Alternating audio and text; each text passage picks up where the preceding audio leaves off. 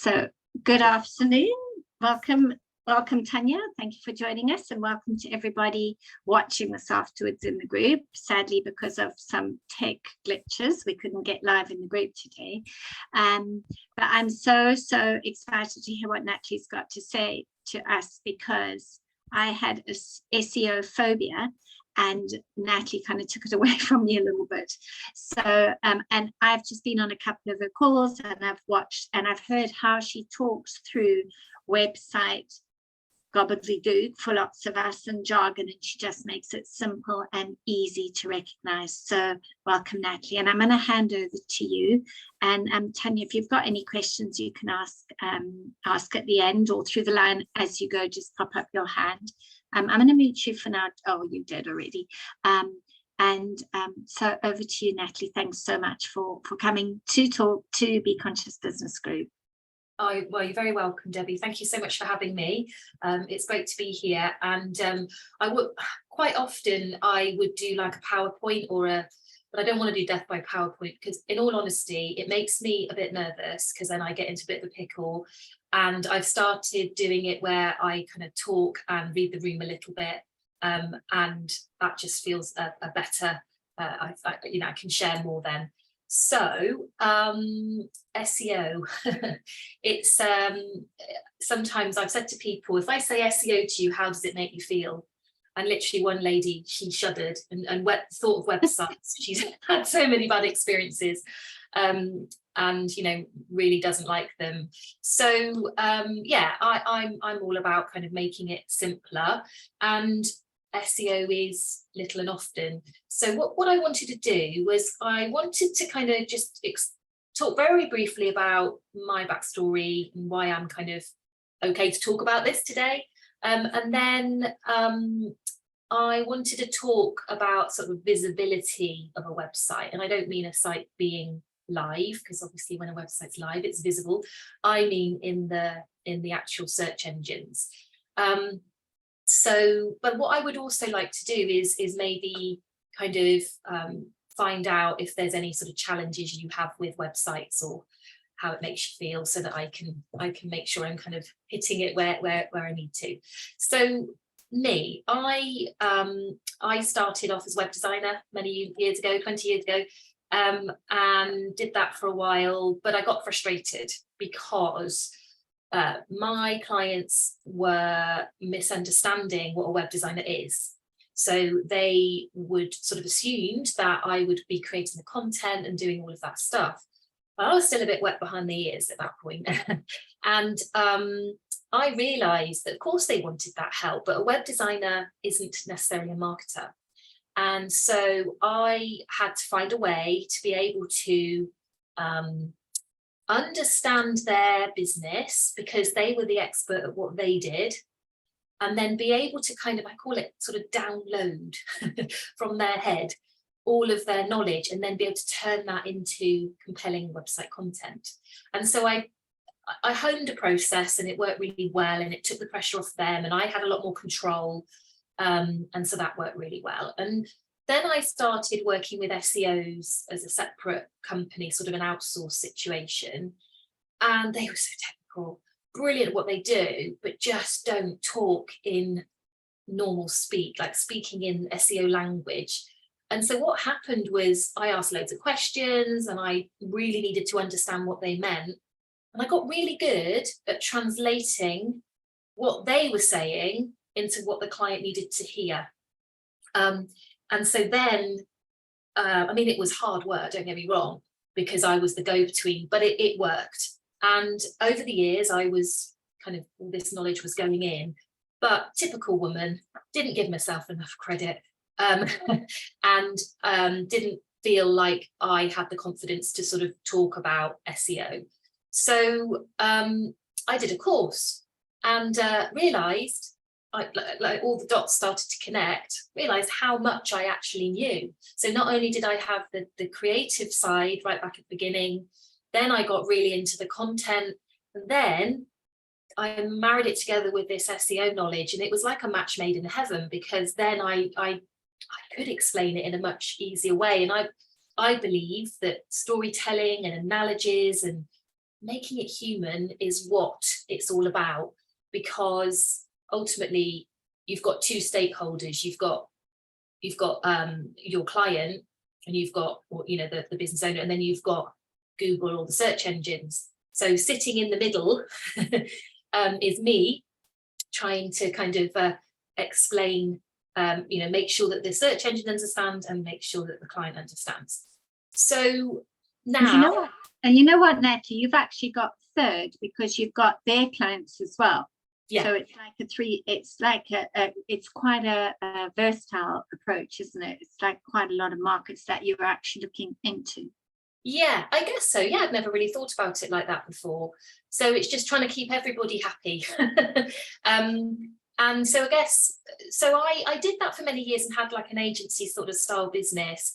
But I'll be honest, I got quite burnt out, and then lockdown happened, and it kind of gave me a chance to sort of rethink everything. And so nowadays I focus more on sort of enabling and training and working with website owners, mostly service businesses, kind of consultants, coaches, so that they can understand more of what they need to be doing, or if they have a team, brilliant, what the team needs to be doing. Because in an ideal world, nobody wants to learn SEO. Let's just put that out there. Right? No one's going to turn around and go, okay, you said that. I want to learn SEO, I want to learn how to blog. Said no one ever. So but actually what people do want is they want to have a website that is a fantastic business tool that works for them. So I start there. You want to be more visible, you're maybe burnt out on social media, you've got a great opportunity, but you've maybe spent money on a website, but you haven't taken it, and you haven't been able to sort of take it to that next level because you didn't know what you were doing. Does that sound familiar? That kind of anybody's experience? Yeah. Yes. So yeah, I guess it's just, I just wanted to, I figured there was a lot of people creating websites, a lot of people not necessarily doing a good job. There wasn't, if you wanted to go to an SEO company, it was expensive, and you wouldn't necessarily have the knowledge invested back in your business. So that's why I wanted to, so these days, as I say, I'm doing it more with you, but with a view to it being so successful that you get to a point where you do outsource it to a company, but by then you understand what it all means. You're not having the wool pulled over your eyes, and you are writing a brief and saying, this is what I want because I know what's possible. So that's sort of my role. So then you graduate, and then I feel all proud, and off you go.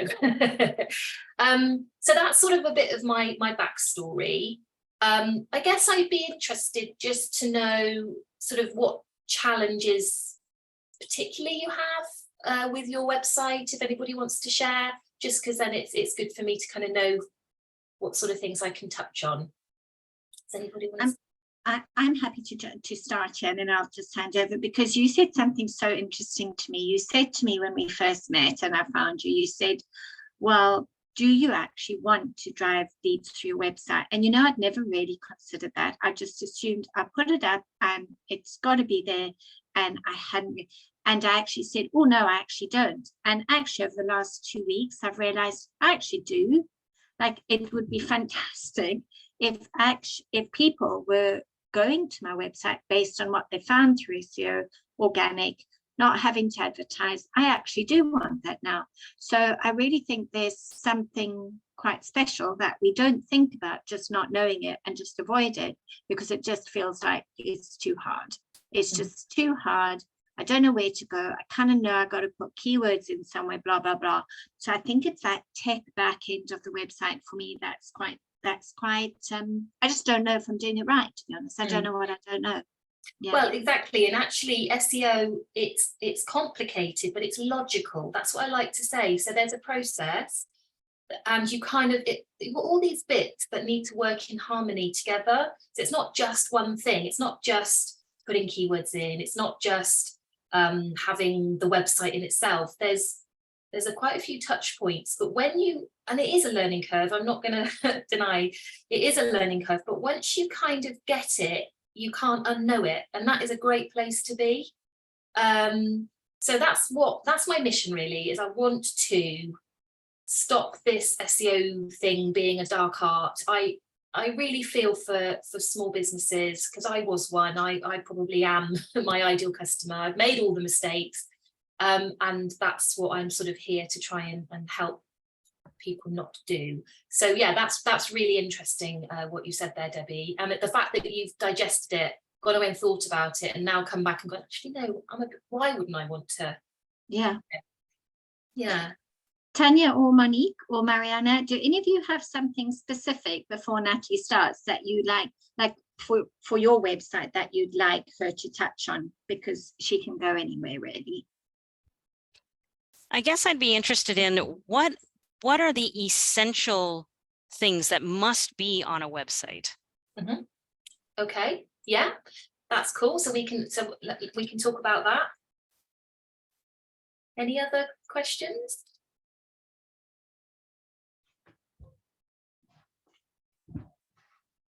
No? Well, if you think, oh, go on, Mariana. I have a question, just how to express it. So how can I put something that people can pay, or book sessions on my website? Mm-hmm. Okay, yeah. Features. Yeah, okay, brilliant. And any more? Okay, all right. Well, what I'd like to sort of, I mean, if you know any of this, then do let me know. But I just wanted to kind of go back a step and talk about something called SERPs, which stands for Search Engine Results Pages. So what that is, when someone talks about the SERPs, it's when somebody has gone into Google. We'll say Google because it's easier. Gone into Google and they've put a search in, and the results that come back, that list where you've got some of the sponsored stuff at the top, and then you've got the local search, and then you've got what we call the organic listings. Now that's the SERPs, or the search engine results page, can be different. It can look different to that, because if you were searching for, take for example, a wonderful musician called Jack Savoretti who came to the UK. Oh, he's amazing. And I went and searched for him. So the results that came back were very much like videos and music and events. So the SERPs changes according to what you are putting in. But the basics is you put a search in and you get results. So how do we get on page one? That's what everybody wants. There's no point in if you're not going to be on page one, nobody is interested. And actually I've got some really interesting stats here. So 75% of people never scroll past page one results. So that's pretty significant. And also 90% of B2B or business to business buyers, and I don't know what your businesses are, so they research in the search engines before making a purchase. And so that if that's a service business, then another significant statistic. So the search engine results page is important, but how does all that work? Okay, so have you heard of something called ranking? Do you know what ranking is in terms of SEO? I think so. I think it just means where you said 1, 2, 3, 4, 5. Yeah. Okay. So I like to give the analogy of having like the top 40 music charts, and if you enter the top 40, you're like in with a running, and then you can try and work your way up the charts to get to number 1. So when it comes to Google, there are 10 results pages. And so when you get into that 10th page, in other words, position 100, because there's 10 results per page, then you're ranking. Now, the fact of the matter is, you're ranking on page 10. So no one's going to see you, but that's not the point. You're ranking. You've done something that has made your website more visible. And you've got something called impressions, another techie term, but impressions are simply that your site has been shown, it's been displayed. The fact, again, it's on page 10, it's not going to be seen, but it has been displayed. So impressions are good. The goal is to get your page, your listing higher and higher and higher until you get to page 1. Now, it takes time. It's not a quick win SEO. But just as it takes time, it stands the test of time. So if you slowly and you get your content up together and you do your blogging, etc., and you get those positions, it's not just going to drop off as quickly. So it works both ways, which I think is a really positive thing. So rankings, we know what that is.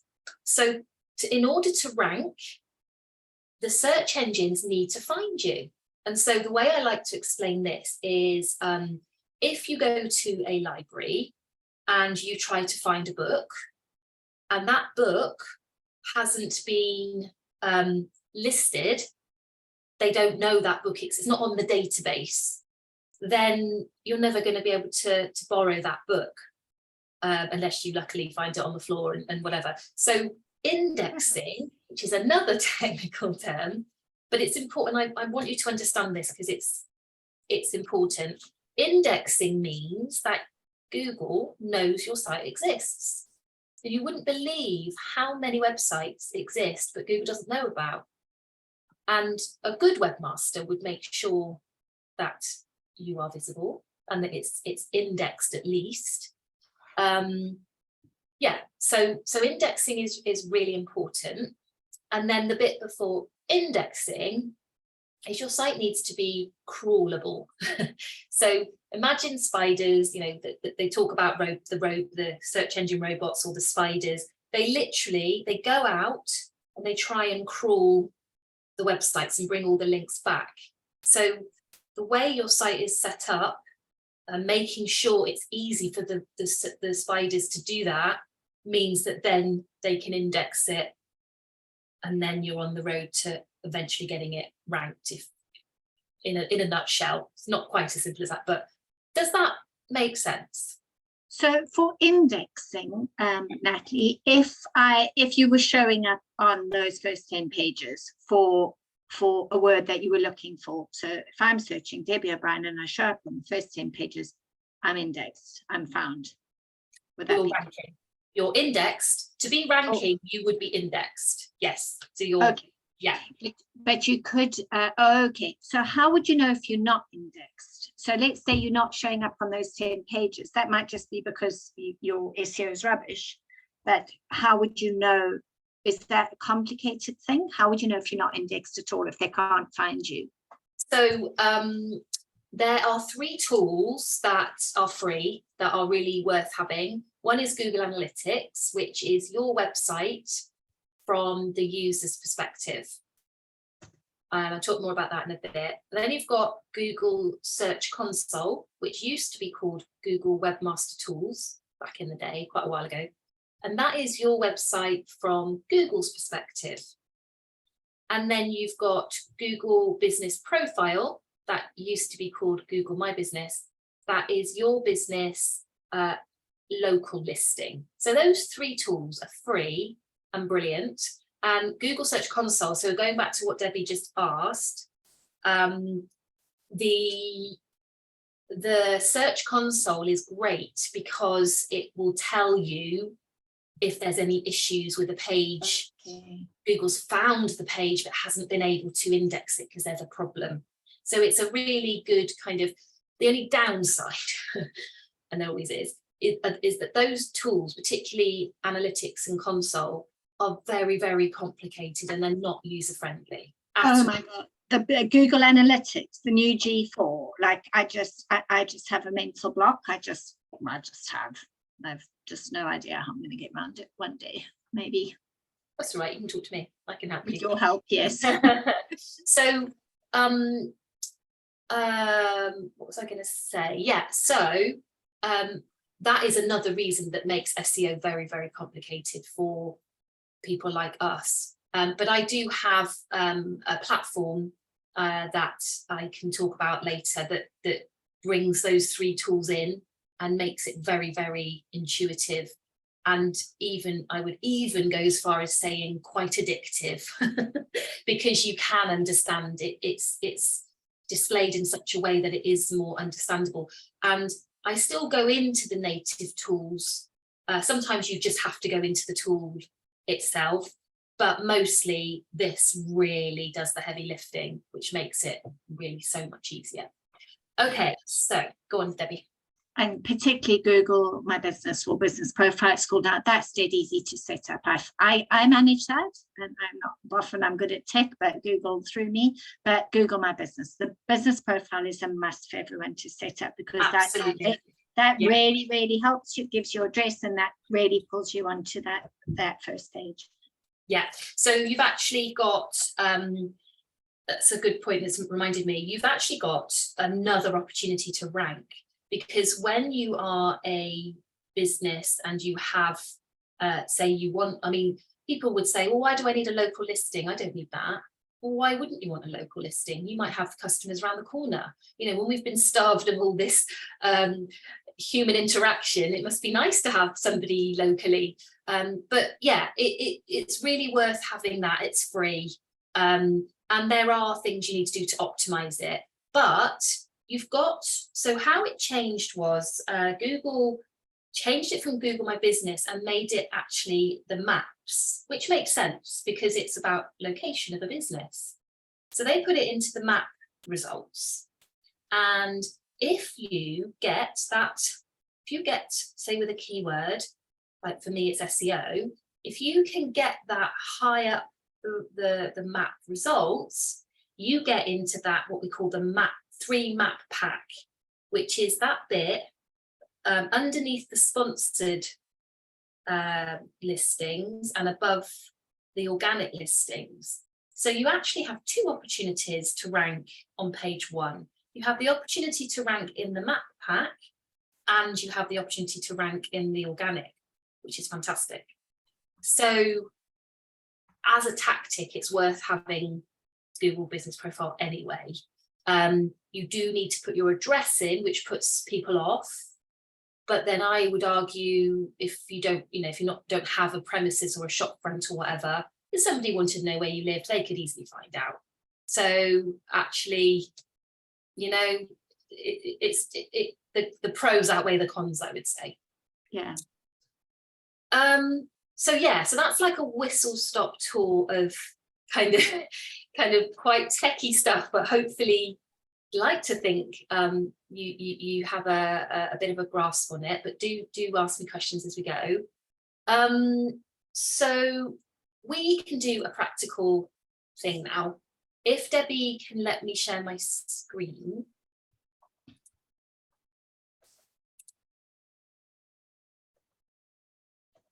There you go, that should work for you. Okay, let me just make sure I put the right.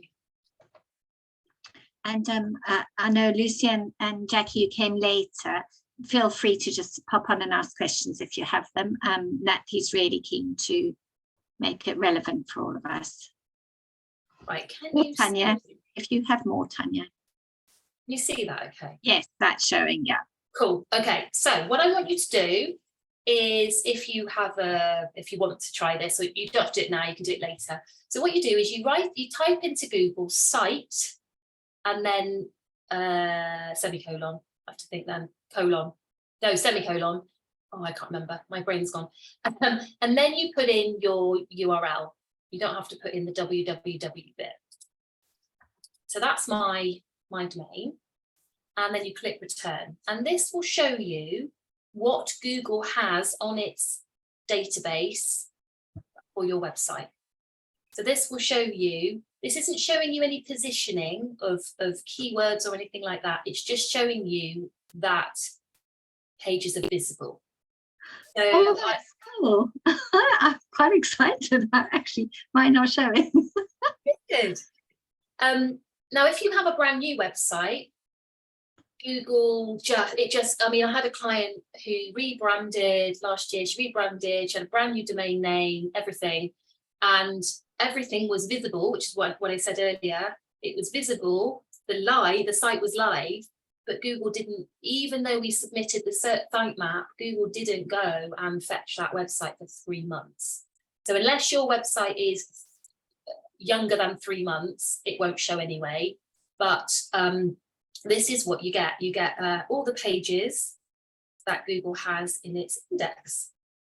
And it's worth kind of looking through and making sure the important pages are there, because, you know, some pages won't be important. But yeah, as long as it's got, you know, your home page and a service page or something like that, that's worth. So that's how you check. Right, so you have to make notes. Would that pick up it won't pick up landing pages necessarily, would it? Yeah, if you haven't hidden anything, you can in WordPress, which is the platform we use and we migrate people to. You can actually tell it to not index a page. So say you were running a promotion or it was something you didn't want found, then you actually can tell it not to index it. Okay, cool. So yeah. Right, so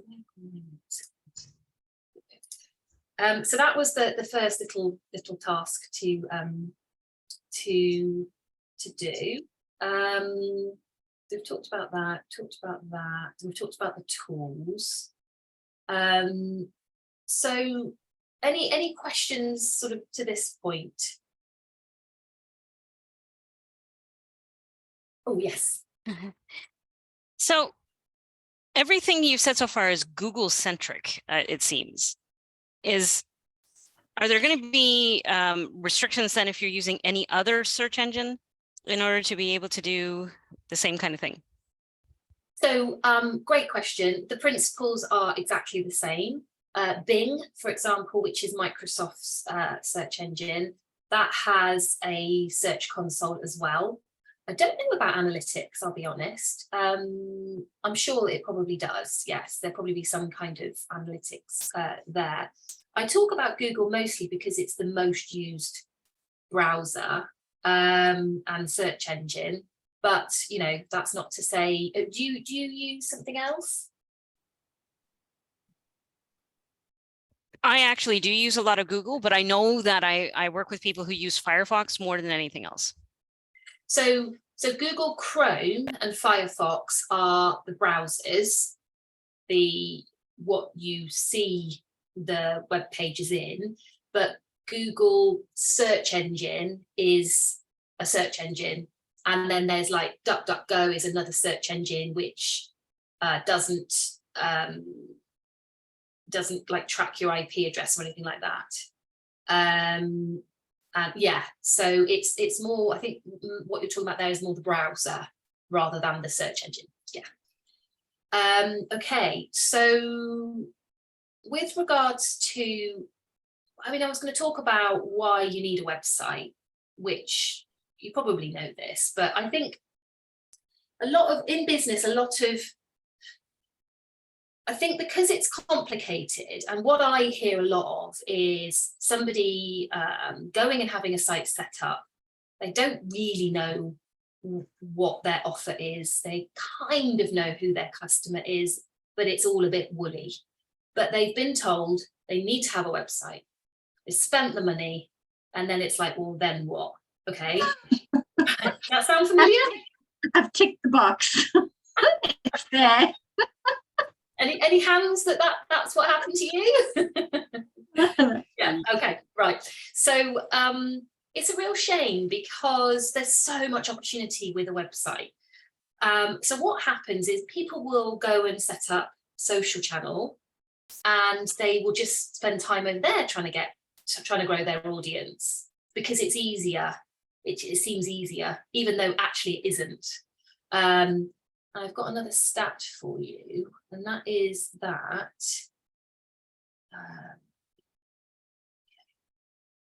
so 53% of traffic from organic search, as in Google, comes 50% of traffic to a website comes from organic search. Only, I think it was something like 11% comes from paid search, and less than 5% from social media. So there's a massive opportunity with a website to get it working properly for you, to then be aligning, you solve a problem that somebody can't solve themselves. And so what we're trying to do is align your website to the problem they have, so that then they find you, come into your world, take action, come onto your email list, and potentially nurture them until they're ready to buy. So that's what we're trying to do here. So it's a shame. It's a shame that the social, I do believe that social media is brilliant. So I'm not bashing it at all, but social media is brand awareness. That's what it's there for. Okay. Whereas your website, you have more control over. Yes, we've got the algorithm, but it's yours. You can have your personality and your words, and you're not so restricted. So I call it destination website. You use your social channels, but I do something like this, but you get them on your website, because that's where you want to get them, because then hopefully they're going to take the next step with you. So And that's where the information is, because there's so much you can say on social media.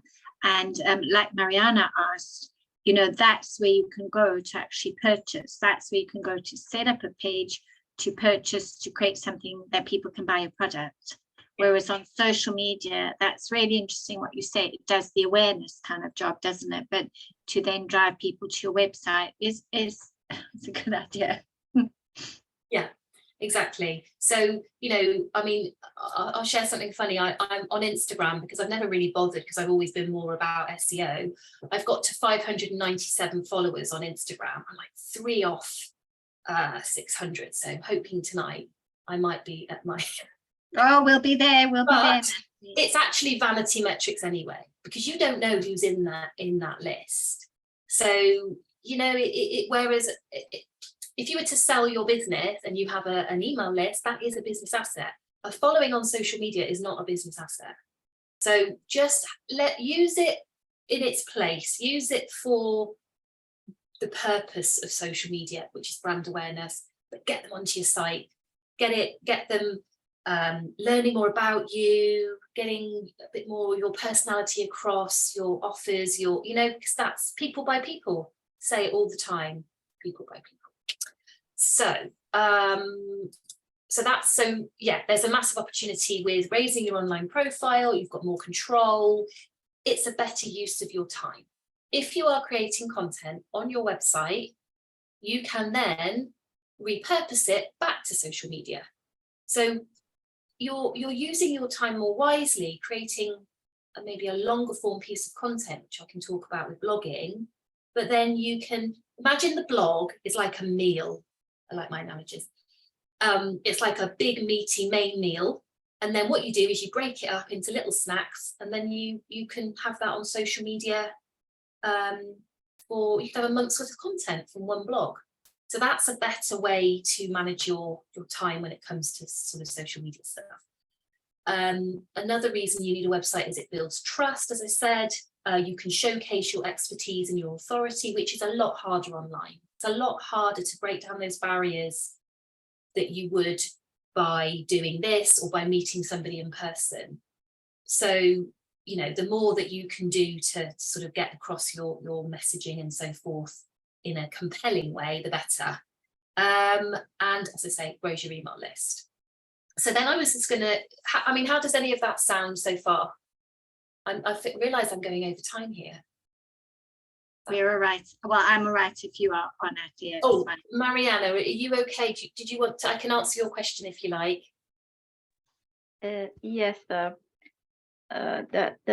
my situation is that my product, Access Bars, Access Consciousness Sessions, and I live in Sheffield. If someone writes in Google Access Bars Sheffield, that I'm on the first page, first name, because no one else does it in Sheffield. But how do I? But people don't know about access bars and they don't search access bars Sheffield. So how can I spread it? Why spread it in Sheffield? So what did you say if they put in a search? What was the search, sorry, that they put in? Your brand name? So Natalie, just so you know, because I think lots of people here are access consciousness, and the bars, access bars is Access bars, yeah. Yeah, it's a modality. I don't think I told you about it, but it's actually energetic therapy. It works on your head. So it's a bit like reflexology on your head, I guess, is the nearest. So it's called access bars, and it's part of access consciousness, but the awareness is actually quite low. Like it's a very energetic product. So people find it energetically, but it's a great question that to create awareness around it. So you go first, Natalie, and I'll add some stuff after that I've found as well. Okay, well, it's a great question, because I was going to say that, you know, what do you do when somebody just doesn't know your service exists? Yeah, okay. So in that case, what you need to do is you need to be creating blog content. You need to be answering questions and going to the problem that they have. So the problem they have isn't that they don't have these access bars. The problem they have is they're stressed, they're overwhelmed, they're struggling with life, something like that. Yeah. Exactly. So yeah. So it's very much about meeting them where they're at. And this is my gripe around when people in my industry talk about ideal customer. You've got to know your ideal customer. You've got to do your ideal customer profile and all of that. And I do agree with that to a point, because that is, at some point further down the line, you need that. But there's a bit before that, and that is the problem that you solve, okay? And the problem you solve isn't selling those. Well, it is, but it's an indirect problem. So we've got to talk to that problem. We've got to meet them where they're at with how they're feeling and what sort of things they're going to go into Google and search for. And then we create content around that. And one of the things I was going to mention, is probably a good time to mention, is that a keyword has intent behind it. So not all keywords are the same. So you have a keyword that is when someone's asking a question, and that would be an informational keyword, and that would lend itself well to a blog. Then you have a keyword that is what we'd call navigational, where someone knows your name or knows your business name, or maybe does know about access, you know, if the keyword was in that name. So that's a navigational keyword which you'd come up for. We're not interested in those. What we're interested in is the informational and then the transactional. So a transactional keyword is when someone is like, I need to buy something, or I need to find a service provider that can help me with this. But 9 times out of 10, it's our blog content, it's our, what I call the back door into your website, that is the powerful bit, because you can create a really really lovely, compelling article that answers the question, takes them on a bit of a journey, meets them where they're at, and then you position yourself as, if you're struggling with this and you want to talk to somebody, or if you're struggling with this and you'd like to find out more about the product, then you go and you can do that. So it's not hard sell, it's a softer sell, but a mini conversion would be getting them on your email list, because if they liked your blog, get them on your email list, then you've not got them, but they're in your world, and then you can nurture them. So that was a great question, a really good question. Just here, in terms of access consciousness in particular, this is something that I don't know if you have a public profile, Marianne, but when I Google my name, or I look at, you do, it works really, really well. It is really well. The SEO on there is brilliant, and they have gazillions of visitors there. So that's one of the areas where, if you didn't have a website and you actually are looking to be found for access consciousness, being listed on their website really, really helps. And then I would say the other thing around just making people aware is going into local groups and using social media where you can. It's not 100%, and it just creates a bit of awareness, but that's where you could create a bit of your story around what you're looking to say. So if you've got a local group, I've got a group in Stroud here, I probably have created awareness there. I haven't got a direct customer off there, but when I'm at a fair, people say, oh yeah, I saw you on the local group. So it does create just a little bit of top of mind awareness that there's a connection of the dots, I find, when people see you somewhere else. Yeah.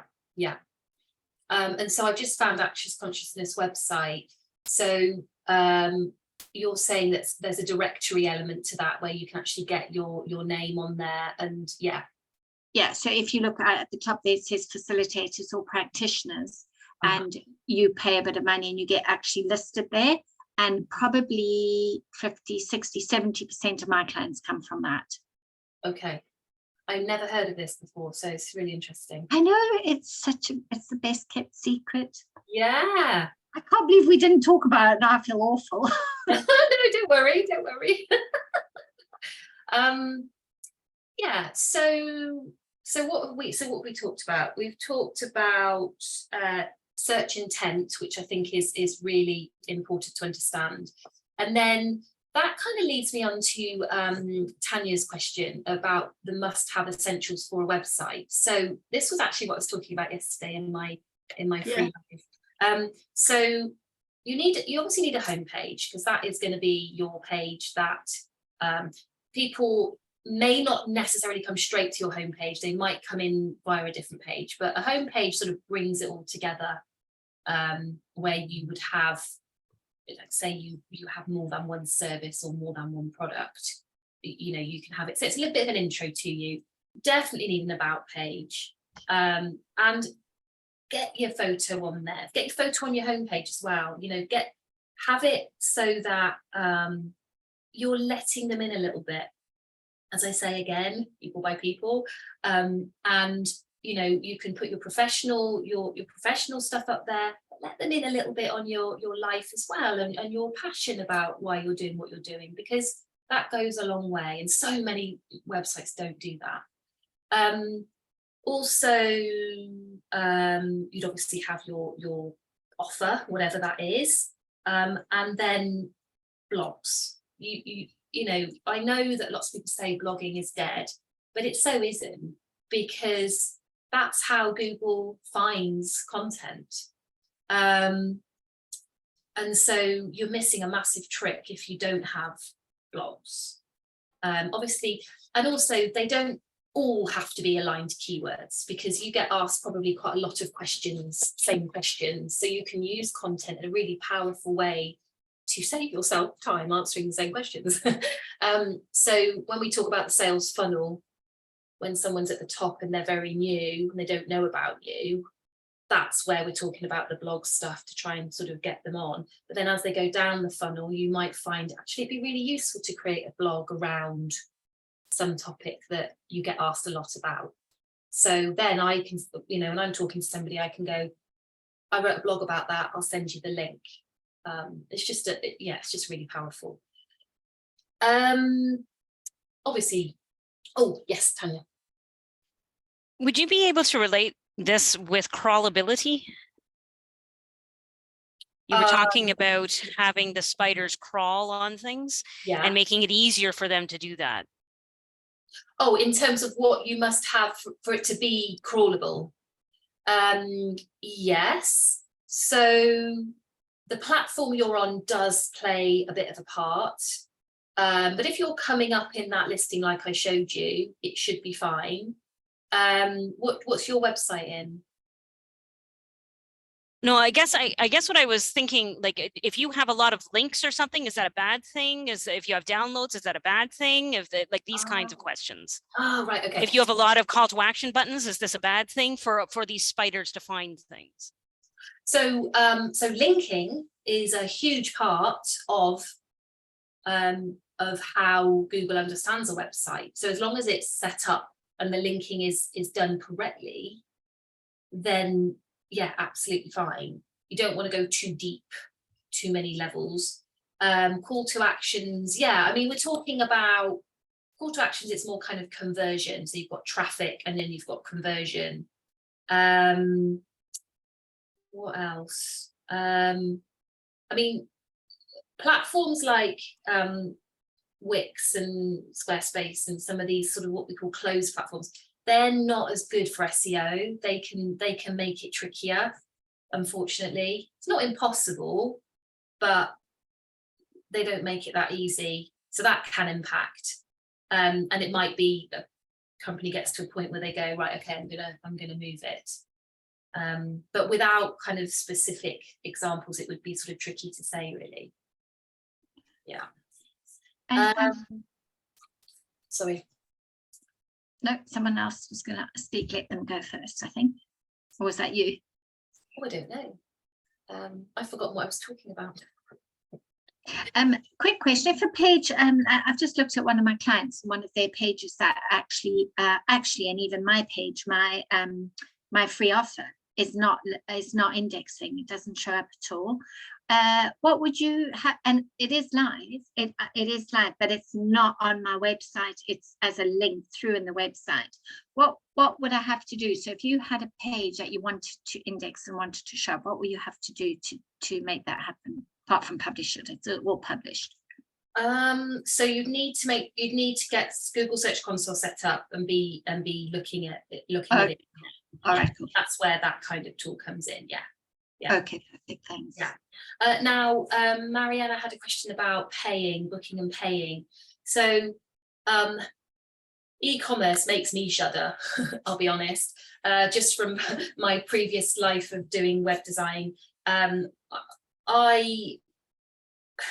You can go down the route of having a plugin, or it depends what your platform is, but you could go down the route of having an e-commerce site and all of that. But actually, it's just easier to keep it simple. And you've got PayPal now, you've got Stripe, you've got all these different, free. Okay, you pay per transaction, but actually, I'm all about keeping things simple. So don't over-egg the pudding if you don't need to. Yeah. Stripe is, Marianne, I use all of mine on Stripe. So I do have offers on our website. And there's two ways that I find is, one is Stripe, just straight through to Stripe. People pay via that on credit card. Globally, it's easy. Locally, same thing, you could book. I use Calendly, and Calendly's got a payable option in as well. Calendly is great, and that works. It's called Calendly. I'll put it in the thread. It's not very expensive, but you can take payment on that, and you can actually get it to book a session and time in your diary.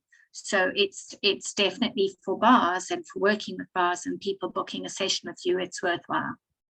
Yeah, exactly. So if you have a website and you want to kind of know how it's performing, as a sort of starter for 10, I've got this free tool that you can just you can run,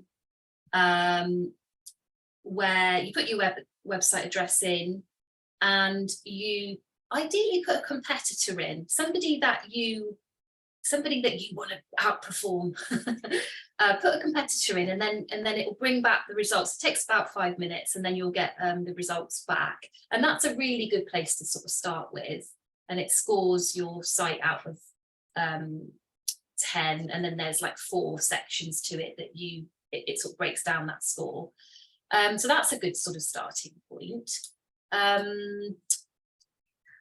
I'll drop another link in so that you can, if you're on Instagram, you can come and get me up to 600. As I say, it's just total vanity. It doesn't actually mean anything, but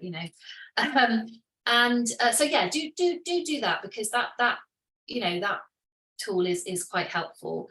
And then I guess really, beyond that, obviously I'm happy to take more questions.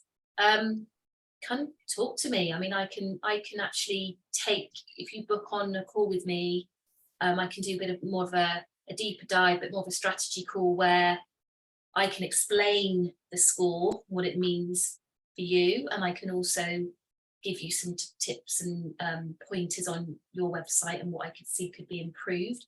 And it also gives me an opportunity to show you the platform I talked about, which brings those 3 tools in. and you can have a little bit of a demo on that if you want to. So that would be sort of my what I wanted to share. And could I, oh, you go first, Tanya.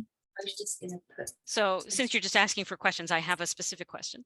Okay, great. Is it better to have like a landing page and a lot of content that you scroll down, or to have a very short, succinct landing page and there's not much room to go down, but there's a menu at the top with all sorts of options to click on?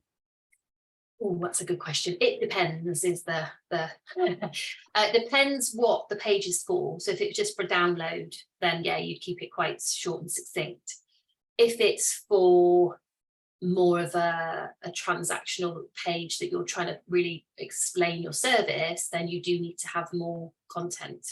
So you would have more of a keyword rich content page, definitely. Yeah. Natalie, I know we spoke about a product that you offer. Are you still doing that, the per monthly programming thing? Do you still do that? Yeah, so I can tell you about that. I mean, it's as I said to you, we all solve the same problem. We solve a problem for our customers. How that's then sort of packaged up. So I have a group program and community where I take you through the whole process, right from the very beginning all the way through to sorting all your content out. And that's the kind of thing I can tell you about on the strategy call if you want. I do have a graphic that I can pull up if you wanted me to. But sometimes, well, if you're a small company, that's probably a better way to do it. It's a 6-month program. And I've just finished sort of doing it as a beta, and I've had some really great feedback. And some of the feedback was that, because it is a big topic, but what I'm doing a bit more now of is on the sessions, we're doing it together. So I'll kind of go a bit like we did tonight, right? Okay, what we're going to do is we're going to do this today, and we're going to. So that's why it's 6 months. And in fact, SEO can take 4 to 6 months and more. So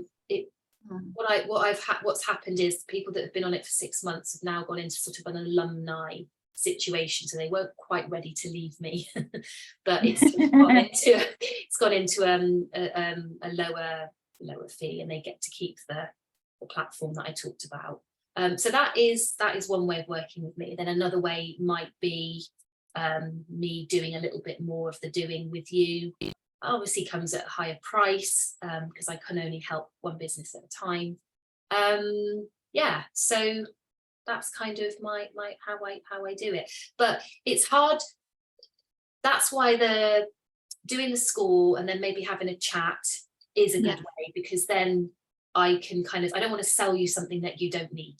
You know, I was chatting to somebody the other day and it didn't feel right trying to get him on my program because actually he was a lot further down the line. So I guess that's one of the benefits of sort of having that call. Yeah, I would urge you guys, if you're interested and you're really interested in making a change in your website, do the audit. It's very interesting what comes out of that, and then have a chat with Natalie and let her tell you she's great. She's here and she's great, and it's been I think you'll get a lot of value out of her. Oh, thank you. Well, any more questions? Oh, thanks, Natalie. Thank you so much. I don't know how everyone else feels, but I'm just so grateful that someone makes me feel that my body just goes a little bit easier when someone says SEO now. It doesn't have that like, oh my God, I want to run for the hills. I'm actually like interested into finding out more. So thanks so much, Natalie. And actually that reminds me, would you all just mind just sharing one gem that is your takeaway from today, because that just helps me kind of understand a little bit more about where you're at, and just give me a bit of feedback really, if you want to. You don't have to. You can either pop it in the thread, or you can come out and unmute, and I'll pop it in the thread if you like. Yeah, okay. I like that you emphasized making sure that you're not just transactional. It's not the first time I've heard it, but you know, just to hear it more and more from people with your experience, I think really lends credence to the idea that vulnerability is not to be hidden. Absolutely. Yeah, all good. Thanks, Tanya. That's really nice feedback. Anybody else? We're heading towards the hour, so I will pop the recording. I'm going to pop it in the group thread. I think you are all in the group. I'm not sure. I think I've seen you all in there. So I'll pop it in the thread so you can have a listen to the replay and hopefully other people, and feel free to comment and feel free to get in touch with Natalie. All right. Well, thank you so much. It's really lovely to meet you all. And yeah, hopefully get to see you again. Thanks so much, Natalie. Take care. Thanks, Okay. everyone. All right then. Bye-bye. Bye.